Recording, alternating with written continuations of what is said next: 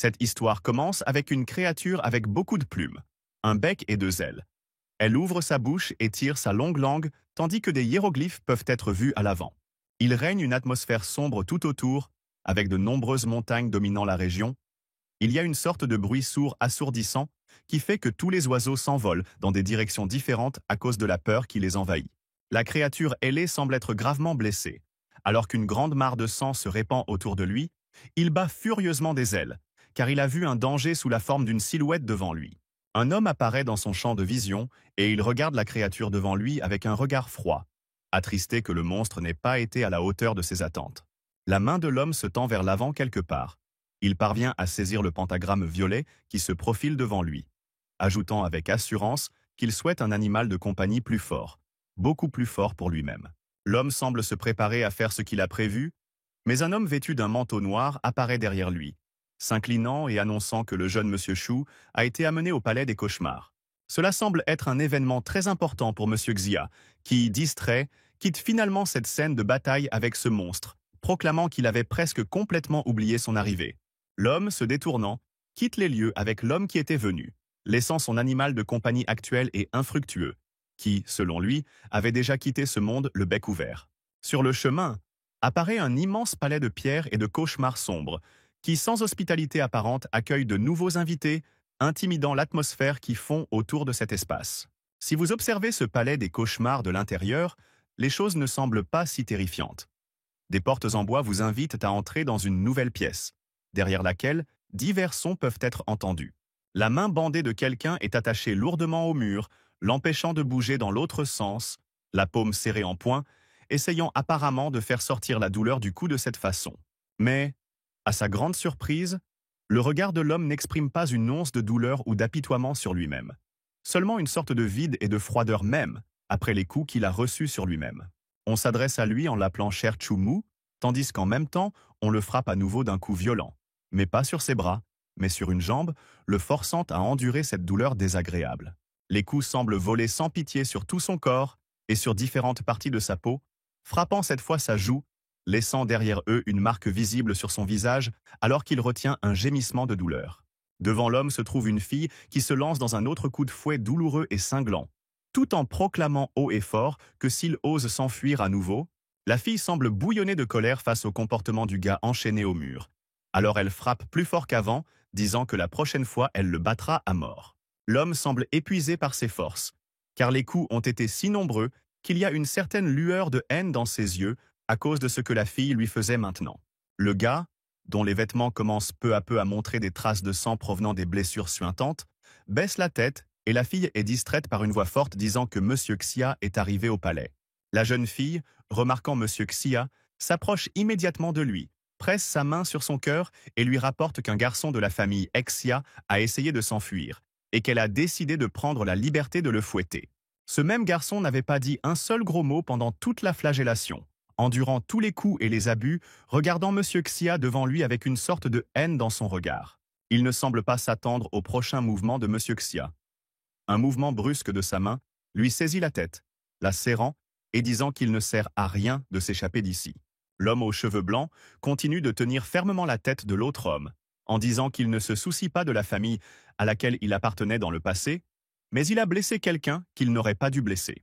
Monsieur Xia déplace sa forte prise sur ses cheveux, qui serrent sauf les racines même, déclarant que le palais a pris sur lui de le tuer et ne le laissera pas vivre pendant que le gars regarde avec haine. L'homme continue en disant qu'à peine avait-il commencé que quelqu'un a réussi à le devancer, lui enlevant complètement le plaisir de la vengeance, tandis qu'une épée tranchante avec de mauvaises intentions apparaît au cou de la fille. La jeune fille n'a pas le temps de réaliser la situation désastreuse dans laquelle elle se trouve maintenant, seulement pour être choquée par Monsieur Xia, mais sous-estimée, car elle est soudainement décapitée. Monsieur Xia, ne réagissant en aucune façon au corps effondré de la fille derrière lui, se tient toujours aux côtés du garçon enchaîné avec le même rocher d'acier, disant que chaque vie a son prix. L'homme tient soigneusement la boîte noire avec le ruban rouge dans ses mains, continuant que la famille Yang a abandonné le trésor de son clan juste pour massacrer le garçon. Donc, sa vie a de la valeur. L'homme divulgue sa biographie, selon laquelle il est de la famille Shu de Luoshen, et qu'en raison de sa signature hâtive d'un contrat avec un animal de compagnie spirituelle, l'animal l'a trahi et s'est simplement enfui de lui, l'abandonnant honteusement. Le garçon, réalisant qu'il avait échoué dans cette affaire, car son animal de compagnie avait trahi son maître, s'affaissa au sol et resta figé dans cette position pendant un long moment, atteignant le sujet des blagues à Lo Cheng. L'homme continue d'insister sur les graves blessures du garçon de 15 ans, affirmant qu'il aurait pu se cacher derrière le dos de son père et de son frère, en train de battre un cerf, plutôt que d'être le descendant d'une famille noble. Il continue d'humilier le garçon de toutes les manières possibles, en disant qu'il a perdu le patronage de ses aînés, ce à quoi l'autre s'exclame avec colère que s'il veut le battre, qu'il le fasse. Le regard de l'homme change visiblement. Il a obtenu une sorte de réaction de ce garçon selon laquelle il n'a pas dit un seul mot pendant tout ce temps. Alors il déclare froidement qu'il le remettra dans le droit chemin, mais plus tard. L'homme continue ses pensées, mais il ne comprend pas pourquoi l'homme a osé signer le contrat.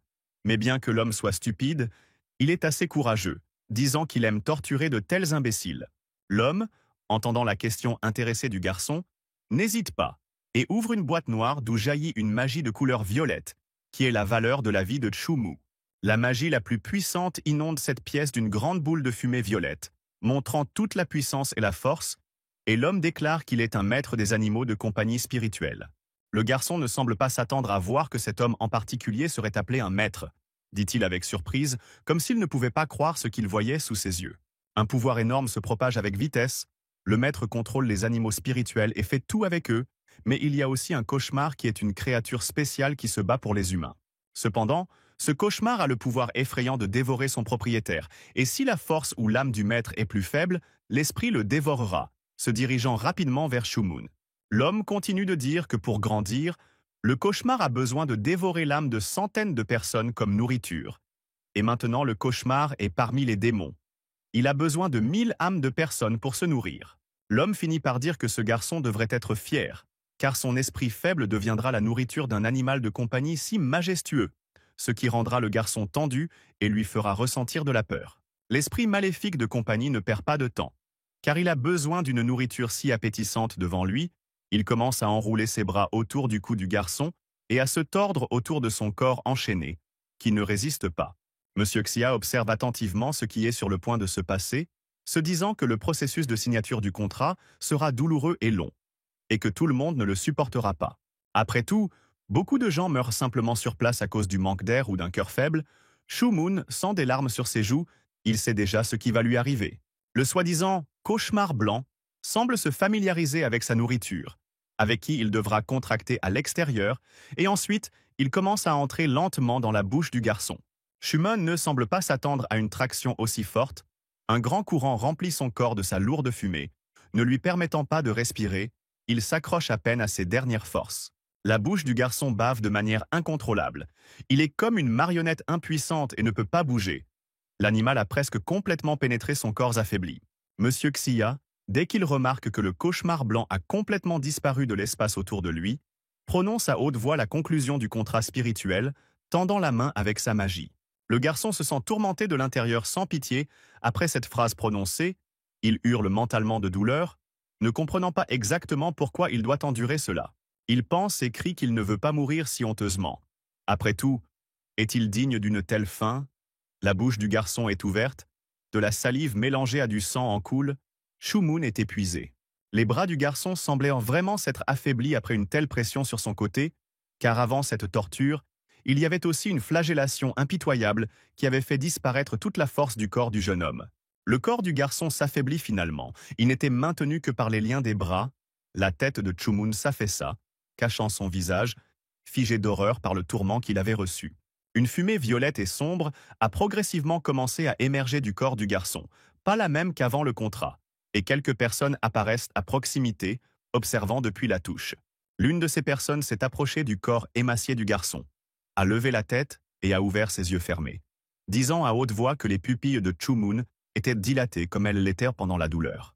La fille, après une brève inspection de l'état du garçon, tend sa main vers sa poitrine, révélant à Monsieur Xia que le rythme cardiaque de Chu-Mun ne peut pas être ressenti, son corps étant épuisé.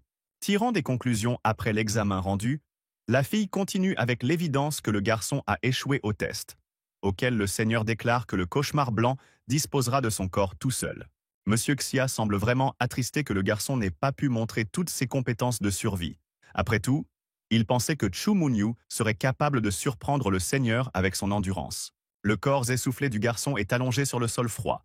Il a été laissé comme une vraie poubelle inutile au milieu de la pièce, ne lui donnant pas la chance d'une vie heureuse. Mais c'est injuste. Monsieur Xia, réalisant que tous ses espoirs s'étaient tout simplement évanouis instantanément une fois que Chu Mun avait échoué à cette épreuve, mais une toux se fit entendre de son côté. Le garçon avait-il vraiment réussi? L'homme aux cheveux blancs est sur le point de quitter cette pièce, mettant enfin un terme au garçon, mais se retourne brusquement dans sa direction, regardant Chu Mun reprendre ses esprits. Il semble que non seulement Monsieur Xia soit surpris par une telle image révélée devant lui, mais aussi par les protections, s'exclamant à haute voix qu'il a pu survivre, tandis qu'il siffle qu'il n'a pas encore pris ce qui lui appartient. Les cheveux du garçon tombent sur son visage, son regard se transforme en un regard de haine et de sérieux. Alors qu'il est forcé d'endurer un tel tourment, il déclare pourquoi mourrait-il d'une manière aussi humiliante. Monsieur Xia revient vers le garçon assis sur le sol, le regardant avec un air d'étonnement total et ne comprenant pas si Chu Mun avait réussi à faire face à cette épreuve après tout. Il n'était pas surprenant d'entendre la suite de la bouche de Monsieur Xia à propos du garçon emmené sur l'île du cauchemar pour le moment, suivi de son sourire diabolique.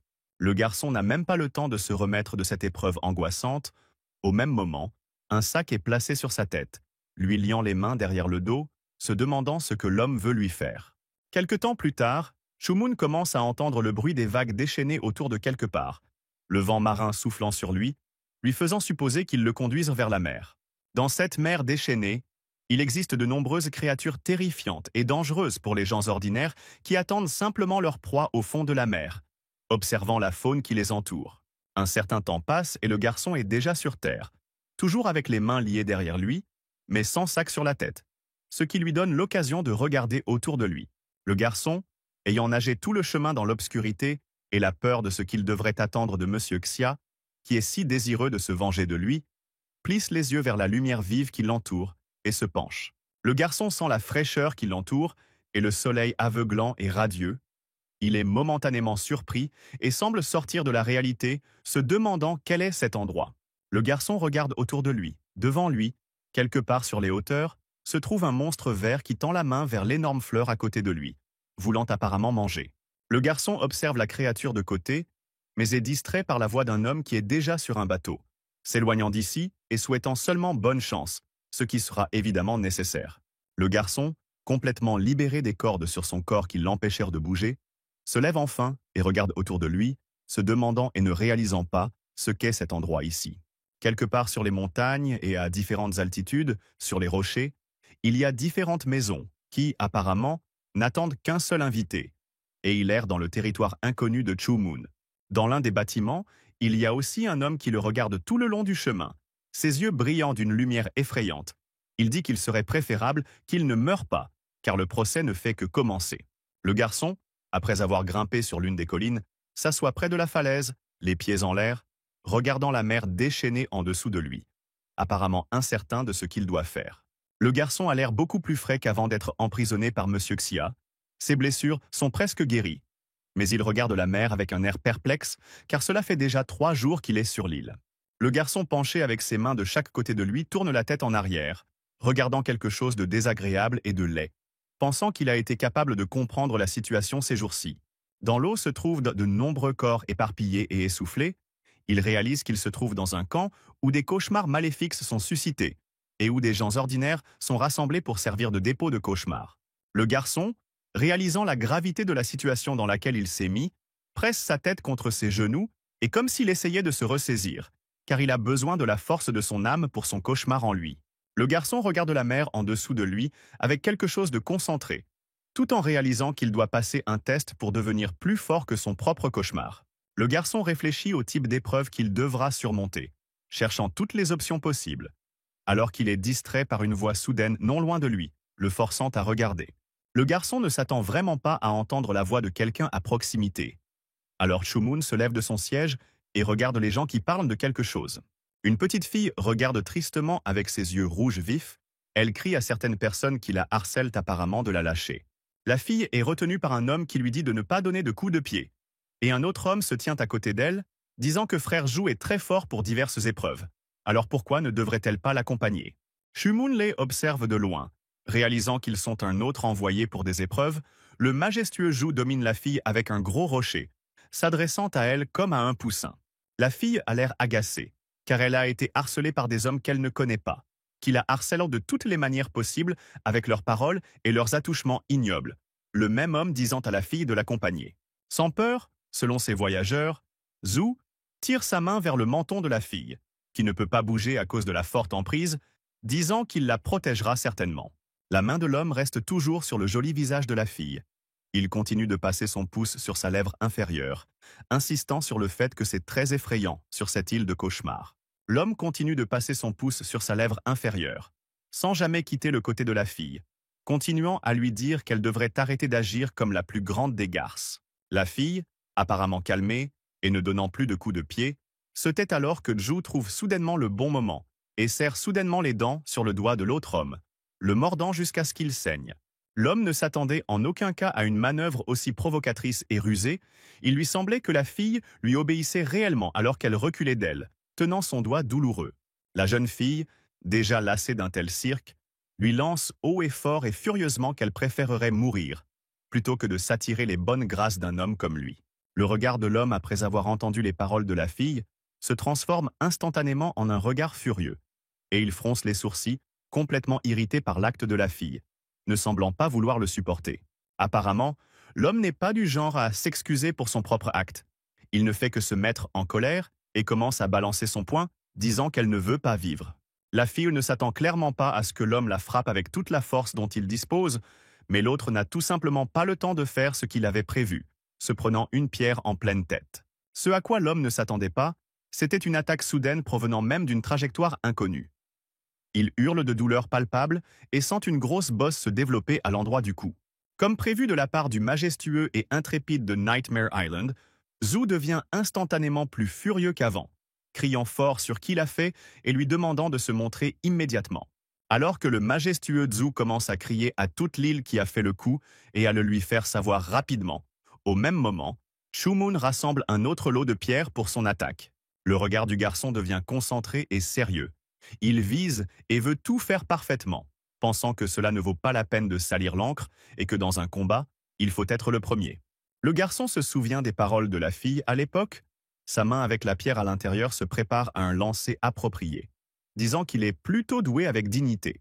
Après quelques instants et secondes supplémentaires pour un tir concentré, le garçon laisse la pierre solide voler à grande vitesse, regardant intensément sa propre cible en dessous.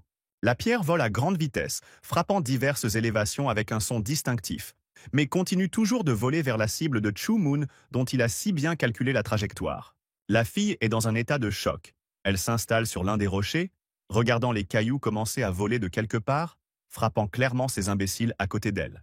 La fille ouvre la bouche avec admiration, se remémorant à quel point l'homme qui l'a sauvée était cool en empêchant que sa position soit reconnue par le nombre de pierres. Le majestueux Zhu Shengmo reçoit les nombreuses pierres dans son corps, ses yeux s'illuminant instantanément d'une lumière blanche brillante, révélant toute la rage du moment qui l'avait envahi. La réaction de colère de l'homme ne se fait pas attendre. Il s'illumine instantanément de sa rage habituelle, levant le poing et criant quelque chose qui fera regretter à cet homme ses actes. Une lumière violette émane de l'homme. Ses subordonnés sourient de contentement et proclament haut et fort que frère Zhu va invoquer son animal de compagnie et que ce type n'aura certainement pas de chance de s'échapper de la scène. Les hommes, en attente de l'image intéressante, regardent attentivement Zhu en colère, alors qu'un bruit vient de quelque part, attirant l'attention de toutes les personnes présentes sur cette île. Le majestueux Zhu, dès qu'il entendit ce son annonçant le rassemblement, oublie instantanément son idée de vengeance, vocalisant haut et fort que cet homme a de la chance jusqu'à ce qu'il l'attrape. La fille, toujours surprise par ce qui s'est passé il y a peu de temps, regarde ces gars ennuyeux commencer à s'éloigner d'elle, pensant enfin être sauvée d'eux. La fille est vraiment curieuse, après tout, qui pourrait oser se dresser contre le majestueux et intrépide Zhu Shengmo, qui semble même dangereux, en regardant dans une certaine direction. Le regard de la jeune fille se fixe instantanément sur la silhouette d'un homme qui se trouve assez haut par rapport à elle, sur une colline, l'observant de côté et essayant de voir son visage. Il semble que la jeune fille sauvée puisse regarder de plus près pour remarquer un jeune homme sérieux au même endroit qui regarde quelque chose devant elle, apparemment sur le point de partir. Apparemment, c'est depuis l'arène de Nightmare Island que le signal fort annonçant le rassemblement a été entendu, ce qui est assez proche du reste des personnes arrivant sur cette île. Le grand nombre de personnes gardant cet endroit ont crié haut et fort à tous les gens présents de se dépêcher s'ils ne voulaient pas mettre fin à leur vie de manière aussi honteuse sans commencer l'épreuve. Les gars haletants qui avaient récemment agressé la pauvre fille arrivent au signal entendu, l'air mécontent de ce qui se passe, ressentant de la douleur à cause des ecchymoses et des bosses sur leur corps. Zhu Shengmo, ressentant toute la douleur dans son corps à cause de l'attaque de l'homme inconnu, souffle très fort et regarde autour de lui avec mécontentement, disant qu'il tuera certainement celui qui a fait ça. L'homme attire l'attention des autres personnes avec sa voix forte sur la personne inconnue, mais Chu Moon ne choisit pas de l'écouter longtemps, regardant seulement quelque part au loin après avoir vu la cuisse de poulet. Tout comme Chu Moon l'a dit en regardant devant l'arène de l'île du cauchemar, la cuisse de poulet, qui se trouve en effet au milieu de l'endroit, attire l'attention non seulement du garçon, mais aussi des autres. Le regard du garçon change instantanément, semblant réaliser ce qui est sur le point d'arriver aux gens qui commencent déjà à devenir lentement fous à cause de la faim croissante, hypnotisés. Tous les gens fatigués, dès qu'ils le voient devant eux, commencent à parler de nourriture et de la façon dont ils veulent manger. L'un des autres bave déjà sur son menton en disant qu'il veut le manger. L'homme ne peut pas contrôler ses pulsions et ses désirs, alors il fait un pas vers la cuisse de poulet accrochée à quelque chose, disant à nouveau qu'il veut manger la cuisse de poulet. L'homme affamé, à peine a-t-il atteint sa cible si proche, que soudain quelque chose d'horrible et d'effrayant arrive à tous. L'homme est instantanément massacré. Une atmosphère étrange et effrayante se dégage tout autour. Chaque personne est horrifiée par ce qu'elle vient de voir devant elle. Certaines sont bruyamment consternées, écriment de peur, se tenant la bouche et laissant échapper de petites larmes. L'un des gardes de cette arène apparaît devant les gens terrifiés, léchant son fouet et disant qu'il les a laissés bouger. Donc si vous désobéissez, vous le suivrez. Chaque personne est horrifiée par l'image qui se déroule devant eux, car tous ceux qui les suivent sont clairement dérangés dans leur tête, prêts à tuer tout le monde ici si facilement. L'homme masqué, effrayant, sourit avec contentement, tandis qu'il pointe le canon de son arme sur les personnes devant lui, disant que les jeux de la faim ont commencé et qu'ils ne peuvent nourrir que 50 personnes. L'homme sourit diaboliquement. C'est vraiment une sorte de voyou ou de bourreau, disant qu'il massacrera tout le monde si personne ne bouge, car l'île a besoin d'efforts. Après un certain temps et l'attente des gens déjà à l'écoute de l'épreuve, un grand bruit de coups de feu retentit dans le ciel, annonçant le début du jeu sanglant et impitoyable. Les personnes qui gardent l'endroit sont bien au-dessus de l'arène elle-même, regardant les gens se jeter sur la nourriture à proximité, certains réussissant à manger des petits pains, mais seulement une cuisse de poulet. Tous ceux qui peuvent à peine atteindre la nourriture commencent à s'en gaver rapidement, quand soudain, une voix forte de Zhu Shengmo retentit, criant pour que tout le monde l'écoute maintenant. Soudain, cet homme effronté apparaît sous les yeux de tous, marchant du pied sur la tête de quelqu'un et plumant une cuisse de poulet, disant que toute cette nourriture sera à lui et que personne n'osera résister. Les hommes de garde, qui regardent toujours ce combat depuis un endroit plus calme, discutent de Shenmo, qui semble être supérieur à beaucoup en force, et il semble que tout le monde ici ne soit pas une racaille. Ils disent que l'entraînement a commencé il y a 3 jours, mais ce dernier a déjà vaincu son jeune frère. Seulement de quelque part la main d'un étranger apparaît et arrache sans crainte une cuisse de poulet de l'emprise de Shenmo. Le garçon tient fermement la cuisse de poulet dans ses mains et entend des cris menaçants derrière son dos lui disant qu'il doit rendre la cuisse à son vrai propriétaire. Sinon, il le tuera. Le garçon ne réagit pas à de tels cris. Il est peu probable qu'il obéisse à un homme comme Shenmo, et la fille qui a été sauvée de ces gars-là regarde tout cela depuis longtemps. Les gens dans l'arène sont surpris par un tel acte de la part du garçon intrépide, s'agitant bruyamment et disant qu'il est fou d'oser voler de la nourriture à Zhu Shengmo lui-même. Tout le monde est abasourdi en regardant l'image se dérouler sous leurs yeux, disant toujours que ce type en a clairement marre de la vie. Et à ce moment-là, Chu Moon prend une bouchée d'une délicieuse cuisse de poulet. Tous ceux qui regardent tout cela se produire ouvrent la bouche de surprise, car non seulement il a osé voler de la nourriture à ce type intimidant, mais il a également pris une bouchée exprès. Les gardes masqués regardent cette image. L'un d'eux rit amusé de ce qu'il vient de voir, disant quel enfant intéressant se trouve ici. Abasourdi par de telles actions de la part du garçon confiant, Zhu Shengmo semble prêt à allumer une flamme énorme et ardente dans cette arène, se demandant comment l'homme a osé lui désobéir publiquement. L'homme ne va pas rester immobile pendant longtemps sans rien faire. En lui donnant de la nourriture savoureuse et délicate, avec un grand rugissement dans toute l'arène, il dit qu'il va s'occuper de ce type. Quelques instants plus tard, des gens apparaissent de quelque part et fondent sur Chun Moon avec une vitesse surprenante. Quelqu'un frappe le visage du garçon directement avec son pied, le faisant se tendre. Le coup suivant ne se fait pas attendre avant longtemps. Un homme debout devant le garçon lui frappe la poitrine avec une grande force, mais le garçon garde toujours son pied dans sa bouche. La fille, qui regarde cette scène désagréable non loin d'elle, se tend immédiatement visiblement, et comme pour se remonter le moral, pensant que ce n'est pas permis, elle doit l'aider. Après de nombreux coups au corps et au visage, le garçon est plié en deux, mais est toujours debout, sa main couvrant son ventre, son corps tremblant visiblement. Il demande à tout le monde d'arrêter d'une voix tremblante. Le garçon baisse la tête et tremble toujours tandis que la fille le regarde de côté, se demandant s'il a un plan. Le majestueux Zhu Shengmo se tient à côté du garçon tremblant, les deux autres garçons l'entourant, observant ce qu'il dira d'autre quand ils diront qu'il est trop tard pour les regrets. Le garçon, toujours au centre des hommes attaquants, qui sont prêts à tout moment, sur ordre de Zhu, à l'attaquer avec toute la puissance diabolique, lève le doigt et demande 1 minute. Après avoir attendu un certain temps, tout le monde regarde avec intérêt Chu Moon debout au milieu, qui semble s'être ressaisi et avaler une cuisse de poulet avec un son fort et caractéristique. Le garçon, avec une grande force, a pu avaler la cuisse de poulet avec l'os, a commencé à se caresser le ventre comme si de rien n'était, en disant qu'il avait presque vomi et qu'il aurait été un tel gaspillage. Abasourdie par la scène et l'acte du garçon, elle le regarde avec ses yeux hachurés et grands, comme si elle ne comprenait pas s'il s'agit d'une blague ou simplement d'un rêve merveilleux. Le majestueux Zhu Shengmo ne fait que serrer furieusement ses mâchoires, ses yeux maléfiques dévorant ce garçon comme s'il essayait de le brûler avec une flamme grandissante.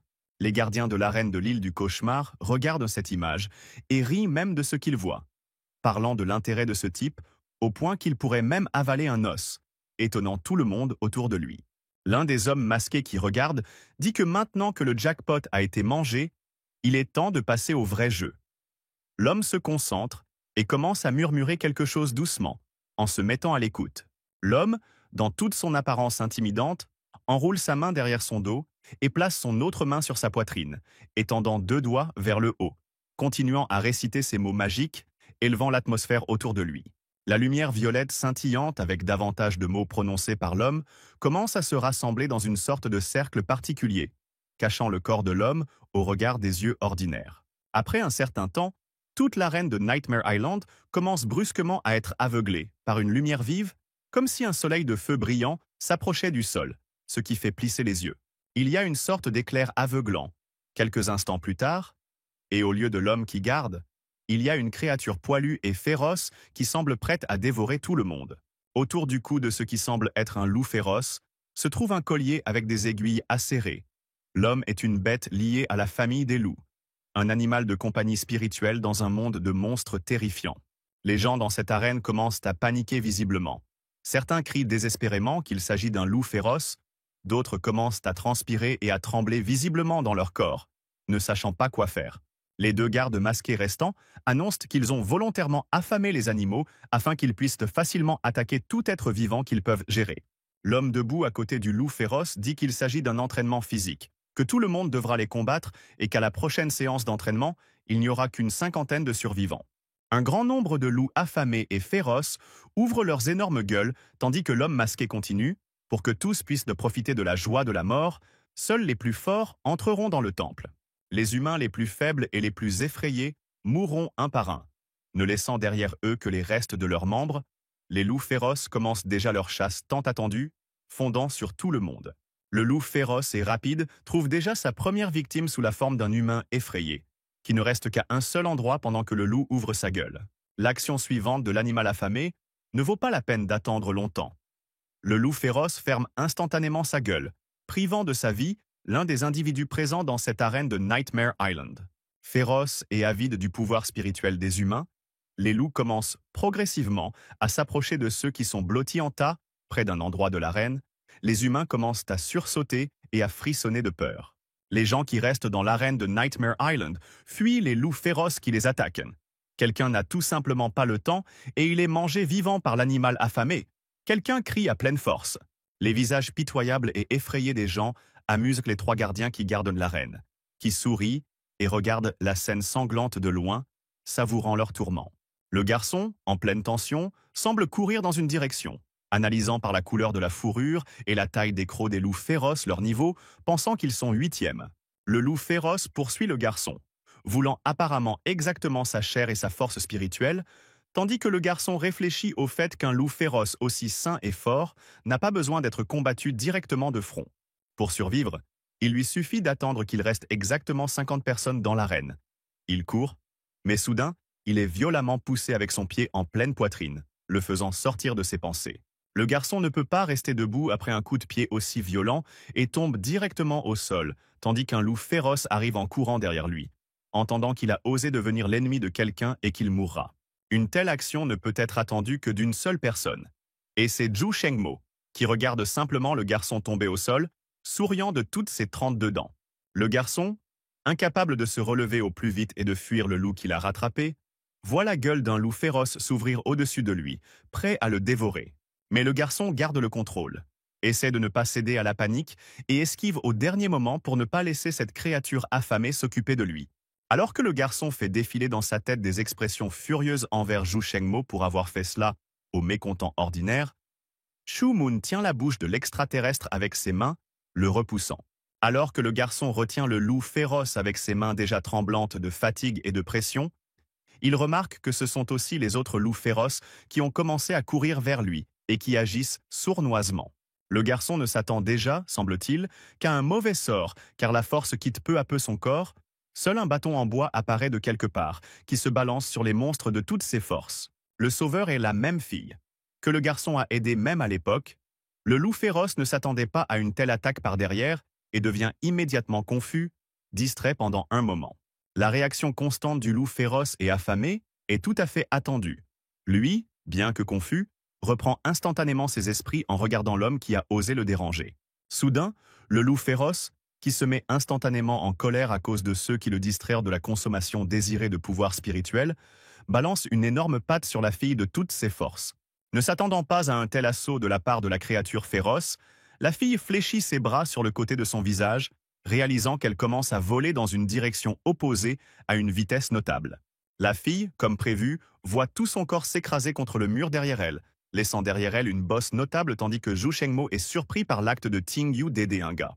L'homme regarde toujours la fille sous le choc alors qu'il essaie de comprendre pourquoi elle ferait une telle chose, mais il réalise soudain que le gars les avait apparemment attaqués à l'époque. Le loup féroce ne disparaît nulle part après ce qu'il a fait à la fille qui le distrayait. Il grogne et avec ses yeux affamés fixe le garçon devant lui qui est maintenant seul avec lui.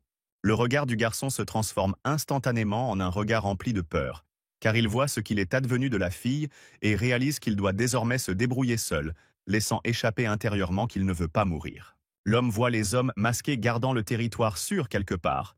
Riant de ce qui se passe, il dit avec haine qu'il ne veut pas mourir aux mains de ces petites gens. Le garçon se souvient de la silhouette même de Monsieur Xia qu'il déteste, qui se moque de lui de toutes les manières qui existent sur cette planète cruelle, il veut se venger de lui. Le garçon, comme s'il essayait de se concentrer sur ses sentiments et ses émotions, sur ses désirs qui devraient pour le sauver maintenant, demande le pouvoir dont il a besoin, en disant que tout le monde paiera. Le garçon, alors qu'il tente de réveiller son cauchemar blanc intérieur, oublie temporairement la réalité dans laquelle il se trouve désormais. Les mâchoires du monstre terrifiant sont déjà proches du visage du garçon. Le garçon, semble-t-il, cesse complètement de ressentir quoi que ce soit. Il semble être dans une sorte de prostration, oubliant tout ce qui l'entoure, quand brusquement, de toute sa force, un loup féroce s'élève dans les airs. Le garçon n'est pas comme lui-même. Ses yeux sont couverts de lumière blanche et son corps est exactement sous le contrôle de son cauchemar blanc qui a pris le contrôle de lui, se débarrassant de tous les loups affamés autour. La force incroyable du garçon fait que l'un des loups qui l'attaque repousse avec force dès que le doigt d'un autre pointe vers le loup féroce, incapable de résister. L'un des gardiens de cette arène de Nightmare Island ouvre la bouche avec étonnement, car le garçon avait affronté l'un des principaux loups féroces grâce à sa force. Le même majestueux Zhu Shengmo regarde toute la scène devant lui, car il a été l'un des premiers à vouloir tuer le garçon. Mais il se demande comment il a obtenu une telle force. Le garçon ne prête aucune attention au grand nombre de regards autour de lui, car tout le monde, même les loups féroces et les gens, ne font que le regarder. Son expression de sang-froid. Les loups féroces entourent le garçon de tous les côtés. Il semble que tous les animaux se soient rassemblés autour de lui seul, attendant les prochaines actions du gars, qui se tient au même endroit, exprimant de la fumée blanche. Personne n'a la force de briser le silence sépulcral et l'atmosphère tendue avec un mot, L'un des gardes de la zone ne montre aucune émotion, demandant à compter le nombre de survivants. L'un des employés de l'île examine le nombre de survivants, car beaucoup sont sur le sol depuis longtemps, saignant abondamment, et comme prévu, 50 personnes restent. L'homme au masque noir s'éloigne du reste des gardes, joignant ses mains derrière son dos, leur montrant ainsi son autorité, disant d'appeler les loups féroces, car le procès est terminé.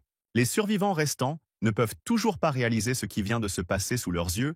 Shu-moon était au bord de la mort, donc de là où son corps commence à couler une brume blanche. Le garçon est toujours debout à cet endroit, les gardes discutent de ce garçon avec admiration, l'un d'eux disant qu'il semble s'agir d'un cauchemar blanc dans son corps, qui a été envoyé par Monsieur Xia lui-même. Debout sur le côté et regardant toujours avec encore plus de haine, Shenmo s'exclame avec colère comment il a eu un cauchemar blanc dans son corps d'un niveau aussi élevé, étant dans le camp du cauchemar bleu. Peu de temps après, alors que la fin du test terminé est annoncée, le garçon s'installe sur le sol, tenant son cœur douloureux dans son sternum, hurlant intérieurement de douleur lancinante. Le garçon pense que sa douleur vient de son cœur, mais il se rend compte qu'il est complètement enveloppé par le monstre à l'intérieur de lui avec sa longue langue, ne lui permettant pas de s'en éloigner. Le garçon sent son corps commencer à s'affaiblir à chaque seconde qui passe.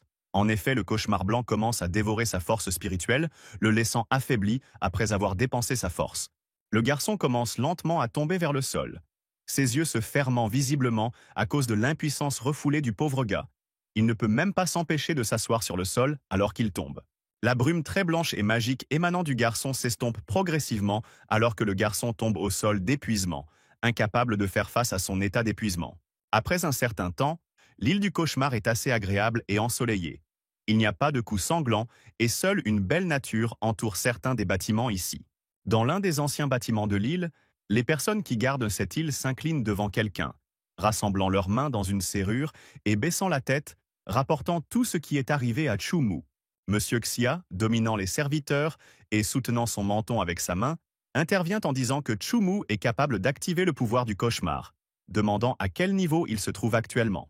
Les hommes masqués continuent d'incliner docilement la tête devant le Seigneur, indiquant que le garçon a abusé de son pouvoir d'âme et a forcé le démon blanc à le protéger. L'homme continue de scruter les subordonnés devant lui, disant qu'une telle chose ne peut être faite qu'une seule fois et qu'à cause de cela, le démon blanc atteindra bientôt le 3e niveau. Les gardiens de cette île s'exclamèrent de manière surprenante que le pouvoir de l'âme était des dizaines de fois supérieur à celui du 2e niveau, que Shu-Mu ne serait pas capable de gérer quelque chose comme ça, et qu'il semblait qu'il ne vivrait pas longtemps. Monsieur Xia, écoutant toutes les conversations et opinions de ses subordonnés sur la question, se lève de son siège et dit sérieusement qu'il semble qu'un nouvel organisme devra être trouvé très bientôt. Un grand nombre de corps mutilés sont rassemblés en un seul endroit sur une montagne imposante, certains d'entre eux encore conscients, hurlant de douleurs déchirantes si difficiles à supporter. L'homme masqué sourit diaboliquement, tenant son arme à la main et la pointant sur les survivants. Il les provoque de toutes les manières possibles, leur ordonnant de prendre 50 cadavres et de les jeter à la mer. Une sorte d'atmosphère déprimante règne dans l'arène de Nightmare Island, les survivants restants se sentant soit désolés, soit horribles d'être ceux qui sont restés en vie et pas quelqu'un d'autre. L'homme de garde leur dit avec colère de se dépêcher, alors que les gens se divisent immédiatement en paires ou portent le corps d'une seule main et le portent vers la mer. La plupart des survivants s'en prennent à tous les morts épuisés, avec des visages tristes, mais seul Zhu Shengmo décide de frapper avec force les corps mutilés qui tombent directement dans la mer. Le majestueux Zhu Shengmo regarde ces hommes qui sont arrivés sur cette île jeter également les corps dans la mer, tandis qu'il leur en veut de ne pas simplement s'entraîner. Alors que ces hommes se débarrassent des corps de manière si insensible, la jeune fille, incapable de contenir ses émotions, commence à pleurer à cause des nombreuses personnes qui sont mortes de cette façon. Elle et le garçon tiennent le corps immobilisé de quelqu'un. Ils essaient tous les moyens possibles de la rassurer en lui disant que cela ne vaut pas la peine de pleurer, et qu'il vaut mieux économiser ses forces, car ces gens ne les tortureront plus. 3 hommes, qui se sont éloignés du reste des survivants, ont jeté plusieurs corps essoufflés dans un tas. Zhou Shengmo lui-même dit qu'il vaut mieux les laisser ici. Les monstres mangeront les corps. La fille et le garçon, arrivés au bord de la mer, tiennent encore le corps de quelqu'un dans leurs mains, suggérant de le jeter d'une manière ou d'une autre, comme s'il s'agissait d'un enterrement digne de la mer. Le garçon, ayant rassemblé ses forces et commencé son compte à rebours, grâce auquel lui et la fille ont pu jeter le corps le plus loin possible, regardez comme il y a un éclaboussement dans la mer. Un certain temps passe et certains survivants, attirant l'attention des veilleurs, rapportent que tous les corps ont été enlevés. Ce à quoi les hommes masqués qui surveillent hochent la tête. Un gardien remarque une fille devant lui dit de se regarder. Pourquoi est-elle si triste? Il se moque que ce n'est pas un jeu de mère-fille et qu'elle est en vie grâce aux autres. Soudain, un homme portant un masque noir et une longue barbe apparaît, disant à tout le monde de se calmer et qu'à partir de demain, ils pourront se déplacer librement sur l'île pour trouver des animaux de compagnie. L'homme continue son discours sur les animaux spirituels, qu'ensuite il sera possible de signer un contrat spirituel et de les entraîner sur cette île, car il y aura un duel dans 3 mois. Il s'agit également du reste des survivants. S'ils ne réussissent pas le test, ils seront simplement jetés à la mer aux requins, et aucun d'entre eux ne devrait ignorer le cauchemar dans le corps humain. La foule des survivants est visiblement tendue, sentant quelque chose qui sera bientôt très dur et pas doux, car ils ont besoin d'augmenter leur puissance d'âme pour rester en vie et ne pas devenir du fourrage. L'homme continue en disant que les autres devraient rentrer chez eux et se réjouir d'avoir survécu, car demain il y aura un nouveau défi. Il ajoute que la partie intérieure de l'île ne vaut pas la peine d'y aller. L'île de Nightmare est couverte d'un temps ensoleillé et agréable, illuminant toute la zone et les nombreuses maisons minables avec sa lumière aveuglante, ne faisant qu'ajouter à la bonne humeur. Le garçon, se trouvant dans un espace vert où personne ne devrait le déranger, s'accroche à son dos et se rend compte qu'il s'est bien fait mal. Il doit donc le soigner rapidement pour qu'il ne pue pas. Le garçon, qui s'accroche à un arbre voisin pour garder son équilibre récemment fragile, reçoit soudainement une grande quantité d'eau de quelqu'un dans son dos. De façon inattendue, le gang de Zhu Shengmo apparaît derrière le garçon avec lui aussi. Il sourit, se moquant de lui de toutes les manières possibles pour l'avoir accidentellement aspergé, calculant complètement mal leurs actions. Zhu Shengmo entre dans la conversation et continue de dire à quel point il a eu de la chance de ne pas avoir été tué par les loups féroces de l'époque, apparemment grâce à son coup de pied, car c'est lui qui a provoqué le cauchemar blanc. Le garçon, ignorant les expressions des hommes, se détourne d'eux, se déplaçant dans sa propre direction alors qu'il décide de quitter cet endroit, disant au garçon d'attendre sa mort. Le garçon, sans leur adresser un seul mot, reste sombrement au même endroit jusqu'à ce que cette bande de harceleurs de Zhu Shengmo quitte finalement cet endroit, le laissant seul. Le visage du garçon Chu Mu change soudainement, sentant progressivement la haine s'accumuler dans son corps en un nœud serré. Il se promet de s'occuper lui-même de Zhu Shengmo. Il n'y a personne dans la maison solitaire debout sur le terrain, à l'exception du garçon, qui se cache dans l'une des pièces loin des étrangers et des regards indiscrets, émettant toutes sortes de sons de douleur désagréables. Le garçon, étant dans la même pièce vide, s'assoit sur son lit et se tortille au visage à cause de la douleur ressentie dans son dos. Son corps tremble légèrement. Il grogne de ne pas pouvoir atteindre. Le garçon ne prête aucune attention à son environnement, il est juste absorbé par ses blessures, lorsqu'une fille apparaît soudainement, disant avec embarras qu'elle est venue l'aider.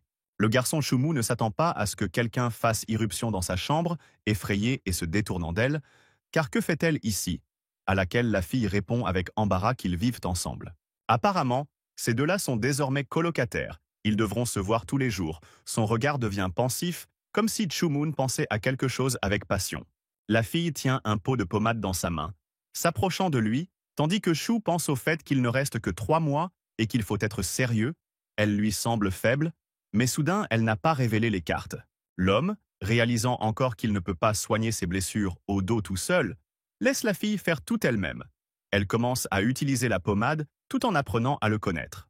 La fille a l'air timide et embarrassée, pas tout à fait sûre de ses actes. Elle essaie d'appliquer soigneusement de la pommade sur les grandes plaies dans le dos de l'autre homme et évoque le sujet de la plage, le remerciant pour son aide. Le garçon reste impassible face à de tels mots. Il semble penser à l'avenir et aux épreuves qu'il devra endurer, lui disant qu'il vient de chasser les mouches et qu'ils sont quittes. La fille, après avoir fini de soigner le dos de quelqu'un d'autre, presse ses genoux contre sa poitrine, lui disant que son cauchemar bleu grandit rapidement et qu'elle a peur que ses pouvoirs d'âme ne soient pas suffisants et qu'il puisse consommer son âme. Le garçon, avec son corps déjà bandé, lui dit sérieusement de travailler dur si elle ne veut pas mourir, car tous les sujets de test font des cauchemars autour du niveau 2 et doivent s'entraîner. Le garçon réfléchit que si le pouvoir de l'âme n'est pas augmenté, le donneur sera dévoré vivant car son âme n'est pas suffisante pour supporter le cauchemar. Donc Shumun doit faire des efforts. Le garçon se détourna de la fille qui était à l'extérieur, en train d'analyser à haute voix le comportement de quelqu'un d'autre, disant que Shumun ne semblait pas du tout inquiet. Était-il vraiment si confiant? La fille presse sa main contre sa poitrine et commence à suggérer qu'ils devraient retrouver leurs animaux de compagnie le plus tôt possible. Car si l'on obtient un animal défectueux, il sera difficile d'entrer dans le top 10.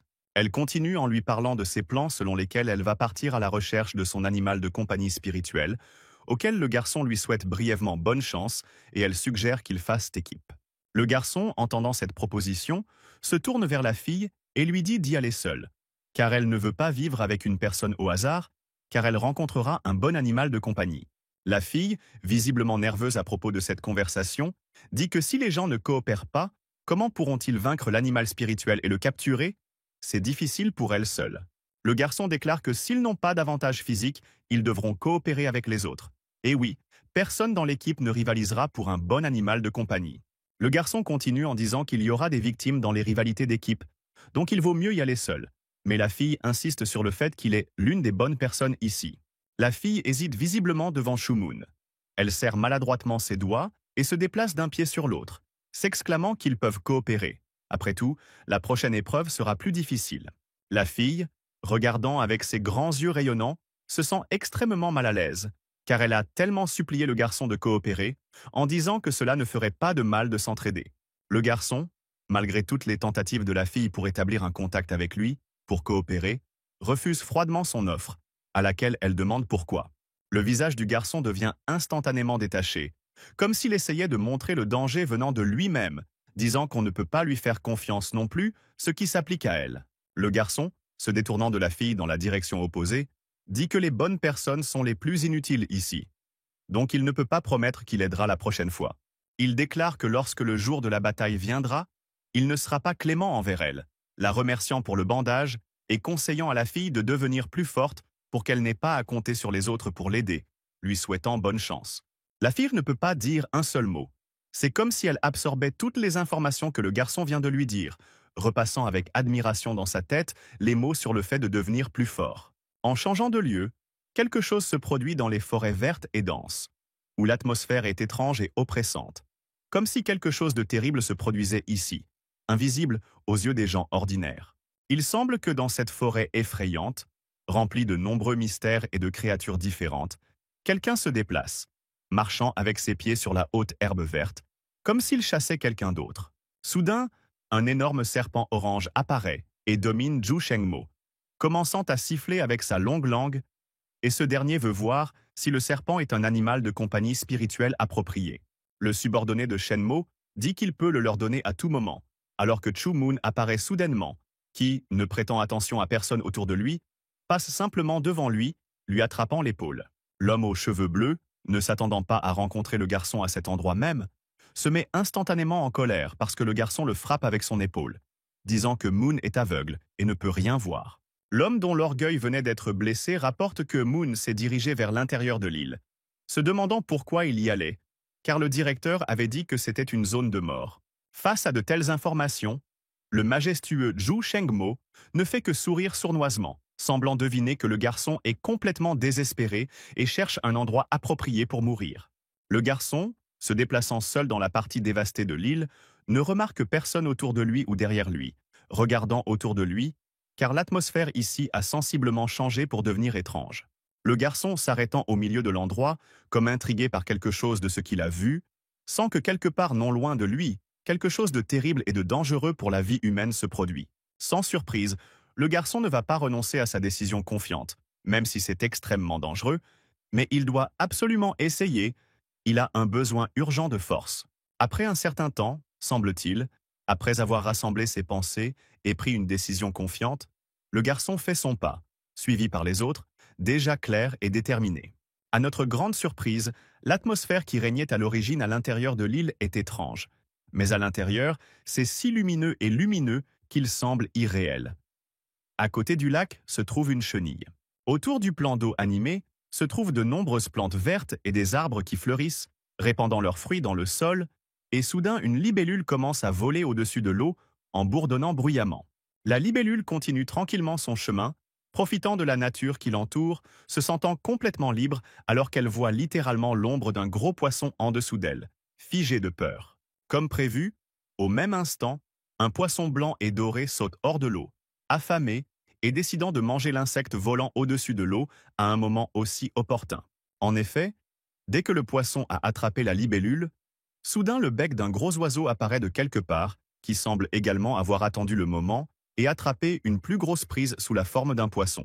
L'oiseau vert, qui est l'attribut des ailes, est sur le point de voler vers le haut avec sa proie. C'est un animal de compagnie spirituelle du rang de serviteur, le 4e niveau, qui est assez fort. Le garçon observe depuis longtemps la scène devant lui. Il se cache même derrière de gros buissons. Il a de l'herbe verte sur la tête pour ne pas attirer l'attention d'un tel oiseau. Le garçon semble attendre le bon moment pour sa ruse. Il a tout mis en place il y a longtemps, en observant l'oiseau depuis le début, et après avoir attendu, il coupe soudainement la corde raide en 2 morceaux. Une grande structure, conçue pour la taille de l'oiseau vert, tombe directement dans l'eau au même moment, attrapant dans une trajectoire claire le corps de l'oiseau vert qui ne s'attend pas à cette ruse. L'oiseau vert de niveau 4 commence à donner des coups de pied visibles. Essayant de battre ses grandes ailes pour s'échapper de cette construction, il fait des bruits forts, apparemment à cause de la peur. Le garçon, qui ne comptait que sur un résultat aussi réussi, sort de sa position de camouflage et marche à pas assurés vers l'oiseau vert qui bouge encore. Le garçon s'arrête sur le rivage près du plan d'eau pour observer de plus près l'oiseau vert capturé haut dans un arbre quelque part, pensant qu'il gagnera facilement grâce à lui. L'oiseau vert a toujours l'air choqué par ce qui vient de lui être fait et par la façon dont il a été piégé, mais le garçon tend la main dans sa direction et un cercle doré apparaît. Le garçon est confiant dans ses mouvements, comme si ce n'était pas la première fois qu'il faisait cela, bien qu'il n'ait pas beaucoup d'expérience, mais il accomplit ce qu'il avait prévu, proclamant haut et fort la capture du 4e contrat spirituel. L'oiseau vert semble commencer à réaliser qu'il vient de se retrouver dans une situation inévitable pour lui, commençant à émettre de forts sons d'aide, tandis qu'un cercle doré commence à apparaître autour de lui. Face à une telle action de la part du garçon, elle commence à battre ses grandes ailes dans d'énormes courants de vent. Mais Chu Moon reste également immobile, acquérant la compétence de l'oiseau bleu sous la forme d'une rafale. Après un certain temps, l'oiseau vert se calme, sentant toujours l'anneau magique doré sur son cou, et l'on pense qu'un petit peu et le contrat avec elle sera réussi. Le garçon semble déjà goûter à sa victoire, serrant même sa paume en poing en espérant seulement le meilleur, ne s'attendant pas à ce que le barrage soit si fort qu'il serait encore plus facile de gagner. Le garçon, concentré sur le contrat avec son nouvel animal de compagnie spirituelle, n'observe pas du tout ce qui se passe autour de lui, alors qu'une chenille apparaît de quelque part, le frappant au visage. Le garçon a même une sorte de marque imprimée sur son front, à cause de la chenille, et il s'exclame avec colère, en la tenant dans sa main, « Qu'est-ce qu'elle mangeait qui était si désassemblable ?» commençant à se mettre un peu en colère. La chenille semble vraiment mécontente de telles expressions de la part du garçon. Elle semble avoir tout compris clairement, et ses yeux sont devenus rouges à cause de la colère qui lui parcourait le corps. La chenille, n'ayant pas l'intention de tolérer de tels mots dans sa direction, libère soudainement sa propre toile, à laquelle le garçon ne s'attendait pas. Au même moment, les yeux du garçon commencent à ne plus rien voir, la moitié de son visage est complètement recouverte de cette toile blanche et collante, bloquant la visibilité et le distrayant de son contrat. Le garçon, commençant à paniquer un peu à cause d'être si distrait, essaie de retirer cette toile blanche de ses yeux avec sa main libre afin de pouvoir instantanément continuer son contrat. Le garçon se rend compte que s'il n'infuse pas son propre pouvoir d'âme, l'anneau d'âme sera instantanément détruit, ce que Chu Moon ne veut pas le plus en ce moment, essayant de lui tenir la main. Le garçon commence à remarquer que l'anneau sur sa main et le même anneau sur le cou de l'oiseau vert commencent à se fissurer visiblement et à s'éteindre, confirmant que le contrat est sur le point de se terminer. Au bout d'un moment, même la branche de l'arbre qui tient l'appareil du garçon commence à se fissurer progressivement, car l'oiseau ne reste pas immobile, il agit. Le garçon commence à remarquer que l'oiseau vert du 4e rang continue de faire rage, continuant à battre des ailes avec persistance et à se libérer, gâchant le plan de Munya. Après quelques instants rapides, le garçon se soulève soudainement du sol, reste en l'air pendant quelques secondes et crie de surprise, car il ne pensait pas que son plan serait ruiné si rapidement. Le garçon regarde sa main sous le choc, car l'anneau d'or vient déjà de se briser dans les airs, dissolvant complètement le contrat avec l'animal de compagnie spirituelle avant qu'il ne puisse être complètement terminé. L'oiseau vert, ayant attendu le moment tant attendu de sa propre liberté, se libère des cordes serrées, se débarrassant également de l'anneau d'or autour de son cou qu'il avait tant essayé d'obtenir. Le garçon, assis sur le sol, se couvre le visage du fort courant de vent créé par le grand battement d'ailes de l'oiseau vert qui, s'étant libéré, vole haut. Le garçon, complètement essoufflé depuis quelques minutes, sans la sueur couler un peu sur son visage. Il pense que cela ne vaut la peine que pour que l'oiseau se libère. Il n'y a aucun contrat à conclure avec lui. Le garçon, absorbé par ses pensées ennuyeuses de ne pas avoir réussi son contrat spirituel cette fois-ci, voit la chenille fondre sur Shumun pour lui tirer dessus, ce qui le met encore plus en colère. Il ne faut pas beaucoup d'efforts au garçon pour attraper même un si petit insecte sous la forme d'une chenille, et lui dire comment celui-ci va le compenser pour une telle perte sous la forme d'un oiseau. Le garçon, ne recevant naturellement aucune réponse de l'insecte, le soulève un peu pour qu'il soit au niveau de son visage et demande à la chenille ce qu'il fait et pourquoi. La chenille, réalisant qu'elle ne peut pas se libérer de l'emprise du garçon, émet un doux couinement, dont elle seule est capable, auquel il répond qu'elle n'a même pas pensé à faire semblant d'être gentille avec lui. À ces mots, la chenille ne retient pas ses larmes, s'arrêtant de donner des coups de pied dans les mains des autres pour essayer de se libérer. Ce à quoi le garçon a laissé échapper à contre-cœur pourquoi elle pleurait. Le garçon, absorbé dans une conversation avec cet insecte vengeur, entend derrière lui des pas forts et rapides, comme si le sol commençait à trembler sous un tel poids. Le garçon n'a pas le temps de se rendre compte du moment où un énorme monstre commence à s'approcher de lui, changeant son expression en perplexe et sérieuse. Une partie du corps de cette créature semble assez brillante, colorée en bleu et en rose. Apparemment, c'est la longue queue de quelqu'un qui a un grand pouvoir en elle. Le garçon ne comprend toujours pas qui a perturbé son affrontement avec la chenille de manière aussi énorme, qui peut créer une poussière aussi énorme après ses mouvements sans essayer de les créer. Le garçon se retourne pour regarder le fauteur de troubles de l'endroit, tandis que son regard se transforme en un regard de surprise face à ce qu'il voit devant lui. Le garçon parvient à se relever, abasourdi par la taille du monstre géant nommé Mandy, qui s'est arrêté devant le garçon, levant haut la tête et la queue. Apparemment, cette créature géante n'a pas l'intention de rester ici avec des objectifs calmes. Il commence à s'agiter après un moment, avec son énorme queue démolissant tout autour de lui.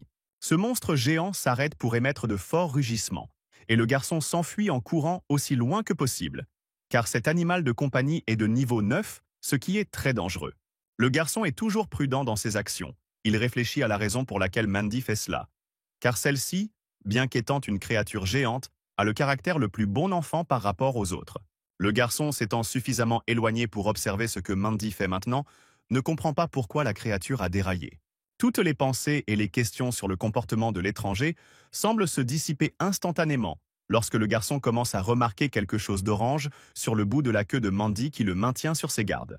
Le garçon plisse les yeux et remarque qu'il semble s'agir d'un renard de feu, si nerveux et minuscule, accroché avec ses pattes avant au bout de la queue enragée de Mandy, suivant le rythme. L'esprit de compagnie de bonne humeur nommé Mandy hurle de mécontentement, tordant sa queue de toutes les manières possibles, et le garçon ne comprend pas comment ce petit renard parvient à combattre Mandy si courageusement. Il semble que le garçon n'ait le temps de réaliser qu'au dernier moment ce que Mandy est sur le point de faire, alors il esquive sur le côté dès que la queue de quelqu'un d'autre tombe, provoquant l'attaque du renard. L'animal domestique frappe assez bien son petit corps contre l'arbre derrière lui, mais les yeux bleus du renard montrent que son tempérament est celui d'un renard aux yeux bleus, surprenant Munya. Le garçon fait des suppositions quant à l'identité du petit renard, et semble se rendre compte qu'il s'agit d'un métis. Mais après tout, c'est une créature spirituelle rare. Et oui, il fait face au monstre de Mandy, ce qui est génial. Le garçon regarde cette escarmouche entre les deux animaux spirituels de côté. Il réfléchit à la manière d'aider le renard de compagnie, car il n'est clairement pas facile pour lui de se battre. Soudain, le regard du garçon tombe sur une chenille collée à ses vêtements. Il la prend immédiatement dans ses mains, et l'insecte regarde Shumun d'un air interrogateur, car que fait-il maintenant? Le garçon, sans faire attendre longtemps l'insecte, le tend vers l'altercation, où le monstre géant de Mandy commence à s'approcher lentement du renardeau, le fixant apparemment à un arbre. Le garçon, tenant fermement cet insecte qui venait de l'interférer lors d'un contrat, lui dit sévèrement de lui cracher dans l'œil, sinon il le jettera simplement dans ses mâchoires. La chenille est visiblement secouée par la peur qui monte, car le garçon va très sérieusement pouvoir jeter cet insecte directement dans les mâchoires du géant Mandy sans laisser échapper une larme. Quelques instants passent, et ils n'ont plus de temps du tout, chaque minute compte, car Mandy va assez vite se débarrasser du renard sans défense. La chenille rassemble son courage, levant les yeux. N'ayant pas le temps d'attendre le prochain mouvement de la chenille, elle fait ce que le garçon lui a dit de faire. Elle lance sa propre toile directement sur le visage de Mandy. La créature géante nommée Mandy ne s'attend pas à une telle attaque de la part de ceux qui l'observent. Elle commence à grogner de manière malheureuse et se frotte les yeux avec ses pattes, qui ne peuvent rien voir à cause de la toile. Le garçon, ne perdant pas de temps à prendre l'animal en main pendant que Mandy essaie de voir quoi que ce soit, réfléchit qu'il a besoin d'un contrat avec lui. Le garçon, réfléchissant encore à son plan astucieux pour contracter l'animal de compagnie spirituelle, accélère son pas pour s'éloigner de l'endroit, imaginant la bonne fortune qu'il a obtenue. Le garçon accélère tranquillement son pas pour se rendre dans un endroit sûr, loin de toutes sortes de créatures en colère, ne s'attendant pas à ce que le renard commence à lui gratter le bras. Le garçon semble en avoir assez aujourd'hui. N'ayant pas réussi à conclure un contrat avec l'oiseau vert la première fois, alors il s'en prend au renard, en disant que s'il lui désobéit, il le donnera à Mandy. L'animal spirituel ne semble pas être confus ou dérangé par quoi que ce soit. Il continue toujours son comportement, agitant ses griffes acérées et grognant comme s'il voulait être lâché. Le garçon semble distrait de sa confrontation avec le renard joueur et plutôt agressif qu'il regarde quelque part sur le côté, remarquant la belle queue multicolore, s'interrogeant et restant bouche bée devant l'art. Le garçon se tourne également dans la direction vers laquelle le renard tend ses pattes, et il s'avère qu'il s'agit de la fleur Fengluan sur la queue d'une créature géante nommée Mandy. Le garçon ne semble pas surpris par cette réaction du renard joueur, car il est toujours petit et actif. Mais Mun dit qu'il est stupide, car il n'a pas besoin de cette fleur. Juste au moment où le garçon est distrait pendant quelques instants, le renard disparaît immédiatement de ses mains, éclatant à grande vitesse, ce qui fait que Chu Moon ouvre les yeux avec stupéfaction et s'émerveille d'une telle chose. Le garçon se retourne pour voir dans quelle direction le renard a couru à une telle vitesse, criant dans son sillage qu'il est un renard stupide, car il parle mais le renard n'écoute pas. Le renard court vers le monstre géant de Mandy. Il est confiant et assez rapide pour que le garçon doive faire de son mieux pour rattraper cette petite créature. Alors que le garçon dit que ce renard mutant est sa seule option pour progresser parmi les autres créatures, le renard saute vers Mandy, qui se repose au soleil éclatant. Le renard galope toujours de toute sa vitesse, inchangé dans son regard confiant et rusé, les pattes pointées uniquement vers l'avant, semblant déjà atteindre son objectif souhaité. Le monstre géant nommé Mandy est toujours allongé sur le sol, continuant à se débarrasser de la toile d'araignée collante sur son visage, qui ne veut pas se détacher de son visage, l'irritant davantage. Le garçon se fige dans une sorte d'horreur lisible dans ses yeux, comme s'il remarquait les dernières secondes de la vie précieuse de quelqu'un, semblant se rendre compte que le renard a fait une erreur et est pressé. Absorbé par son occupation de se débarrasser des toiles d'araignée sur son museau, la créature géante Mandy est distraite, s'accrochant momentanément avec ses yeux énormes et sombres à quelqu'un devant lui. Les yeux du géant Mandy reflètent ce même renardeau vif et arrogant, utilisant ses pouvoirs magiques et spirituels, étendant une patte avec des griffes acérées vers l'avant, visant. Le garçon ne semble pas pouvoir rattraper l'animal spirituel, qui a déjà sauté si haut qu'il utilise son propre pouvoir, lorsque le monstre de Mandy, comme le pense le garçon, rassemble des forces. Le garçon court avec toute la vitesse dont il dispose et qu'il peut, étendant même son bras vers l'avant comme s'il pouvait atteindre le renard et l'aider, en colère contre lui pour sa stupide indiscrétion. Seul l'animal spirituel semble commencer à ressentir un certain danger de la part de la créature, s'arrêtant dans ses mouvements alors qu'il regarde la bouche de Mandy s'ouvrir. Le renardeau se fige sur place et après quelques instants, une magie puissante et terrifiante jaillit de l'énorme bouche du monstre géant Mandy, brûlant tout sur son passage, le réduisant en cendres. Le monstre géant de Mandy pose ses pattes sur le sol, suggérant probablement que le renard vif avait depuis longtemps quitté ce monde, brûlant là où le sentier s'arrêtait. Le garçon court jusqu'à l'endroit où le pouvoir magique du monstre géant de Mandy venait d'être infligé, réalisant qu'il n'avait pas eu le temps de sauver son animal de compagnie, perdant tout espoir. Le garçon, réalisant déjà que tout est fini et qu'il devra trouver un nouvel animal de compagnie spirituelle, entend un bruit semblable à celui d'un renard venant de quelque part, attirant l'attention de Chu Moon. Il s'avère que le renard n'est pas si stupide et naïf, car le garçon pensait avoir dit au revoir à sa vie avec son acte précipité. Mais heureusement, il est vivant et saute à nouveau sur Mandy. Le garçon ressent à nouveau de l'espoir pour son propre salut et celui du renard, et regarde joyeusement son ami aux cheveux roux et suppose qu'il a utilisé le rocher comme tremplin. Le garçon regarde le renard rebondir sur les marches mêmes qui le maintiennent en vie et capable d'esquiver les attaques du monstre géant de Mandy, il n'y a pas d'autre moyen. Il regarde le renard se rapprocher de plus en plus de la fleur que la rousse aime, et le garçon court aussi vite qu'il peut pour utiliser la toile pendant que le renard prend la fleur. Le garçon accélère le pas, se dirigeant résolument vers le renard qui joue avec tant d'enthousiasme avec la fleur qu'il aime, mais le monstre géant de Mandy remarque les mouvements du garçon. Le renard continue de jouer avec la fleur, sans prêter attention à quoi que ce soit autour de lui, et le garçon se rend compte que Mandy se met en colère. Le garçon, essayant de réfléchir rapidement à ce qu'il devrait faire maintenant, à l'action à entreprendre, car le temps passe très vite, il crie au renard d'esquiver, mais il ne semble pas entendre. Au même moment, tandis que le renard continue d'admirer la belle fleur devant lui, le monstre géant nommé Mandy commence déjà à devenir visiblement en colère. Il semble être à quelques secondes d'exploser. Le garçon, essayant de ne pas perdre de temps, car chaque seconde compte maintenant, et doit agir le plus rapidement possible, sinon Shumun se retrouvera sans animal de compagnie spirituelle, saute immédiatement. Le garçon semble rester dans les airs très longtemps, les mains tendues vers le renard assis au même endroit, qui ne regarde rien autour sauf la fleur, agissant aussi vite que possible. Encore quelques secondes importantes, et le garçon atteint le renardeau, l'attrape dans sa forte poigne et se tourne dans la direction opposée au monstre géant de Mandy aussi vite que possible. Le regard du monstre géant nommé Mandy se transforme visiblement en un regard diabolique, plein de colère et de désir de vengeance envers tous ceux qui le tourmentent depuis un certain temps, souriant d'un large sourire. Le garçon accélère aussi vite qu'il le peut, essayant de s'éloigner du monstre géant aussi vite qu'il le peut, car il ne lui reste que quelques secondes pour mettre fin bêtement à ses jours. Quelques secondes plus tard, l'événement supposé auquel le garçon pensait il y a peu de temps se produit.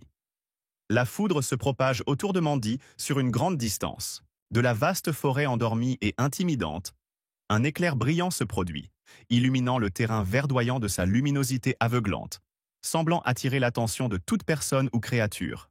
Une fois que la créature nommée Mandy a épuisé son pouvoir magique et s'est calmée, elle commence à regarder rapidement autour d'elle dans toutes les directions, essayant de voir si elle s'est débarrassée des deux. La créature respire rapidement à cause de sa rage récente, car même à l'époque, Mandy ne s'attendait pas à une attaque de l'animal de compagnie spirituel du renard et de l'humain qui se trouve également en sa compagnie. Mandy semble se rendre compte, après quelques regards supplémentaires autour d'elle, qu'il n'y a personne autour d'elle, et qu'il est peu probable que quelqu'un d'autre ose déranger un animal aussi dangereux, alors cela devient mignon. D'effrayant et menaçant, dangereux pour la vie des humains et des autres animaux spirituels, Mandy se transforme en une créature de bonne humeur, suivant le chemin qu'il doit suivre, en chantant les chansons. À l'endroit même où la querelle entre le renardeau et la créature nommée Mandy a récemment eu lieu, une fleur fanée est laissée derrière, que le renard a tellement poursuivi qu'il a failli mettre fin à ses jours. En regardant toute cette scène depuis la touche, l'esprit animal du garçon renard commence à hurler à cause de la peur croissante qu'il commence maintenant à ressentir, tremblant visiblement dans son petit corps. Le garçon et le renardeau sortent dessous une sorte d'abri que ce dernier a découvert au tout dernier moment pour se cacher, disant qu'il se serait transformé en cendre sans la réaction rapide. Le renard, à sa grande surprise, semblait moins affectueux et collant. Mais à en juger par le fait que cet animal était très effrayé par ce qu'il voyait, il s'accrocha instantanément au corps robuste, reprenant ses esprits. Dès que le garçon sort un pétale de la fleur cachée dans sa main, dont le renard est fou, il change immédiatement de visage. Le garçon est content de son travail car il a réussi à attraper non seulement le renard enthousiaste, mais même un pétale de sa fleur préférée, se rapprochant de son ami aux cheveux roux, attirant l'attention. L'esprit animal ressemblant à un renard semble remercier le garçon pour son cadeau si généreux de friandises à son ami aux cheveux roux d'un seul regard, griffant le pétale avec ses griffes. L'animal de compagnie aux cheveux roux, dès qu'il a remercié le garçon pour le cadeau, commence immédiatement à dévorer ce pétale, de manière inattendue pour Shumun, enfonçant ses crocs acérés dans son doigt, le faisant crier. En effet, ce pétale est assez petit et difficile à manger, alors le renard l'avale à grande vitesse, finissant par l'avaler bruyamment et attendant une réaction de suivi. Après un certain temps, rien ne brise le silence sépulcral, le garçon observe attentivement ce qui est sur le point d'arriver au renardeau lorsqu'un éclat brillant apparaît soudain. Cette lumière brillante commence à se déplacer de sa position sur le corps du petit animal spirituel, en commençant par l'extrémité de sa queue, s'enroulant autour de lui dans une spirale dorée, attirant l'attention. Le garçon regarde avec admiration l'image apparaître juste devant ses yeux, ce qui ne fait que confirmer que le garçon n'a pas essayé en vain aujourd'hui et a sauvé le renardeau. Le garçon pose ses genoux au sol, tellement surpris de voir comment le renardeau est teint d'une couleur complètement différente de sa propre fourrure, réalisant qu'il s'agit d'une double mutation. L'animal spirituel commence à s'élever droit dans les airs, et une sorte de boule bleuâtre se forme autour de son corps, avec de l'eau cristalline autour également, changeant la coloration de son visage en bleu. Le renard bleuâtre pose ses pattes sur le sol, l'eau continue de se former autour de lui, et le garçon pense que le renard, au clair de lune, est devenu un animal de compagnie de haut rang ici. Au bout d'un moment, dès qu'il est passé d'un renard de feu à un renard de clair de lune, le garçon tire sa main, autour de laquelle brille un anneau doré et brillant, attirant l'attention du renard. Le garçon s'assoit sur un genou pour être au même niveau que son animal spirituel, lui disant de signer un contrat ensemble pour devenir plus fort. En effet, ce garçon inspire clairement toutes sortes de confiance envers le renard, au clair de lune, car il a littéralement risqué sa propre vie pour sauver cet animal spirituel par pure gentillesse.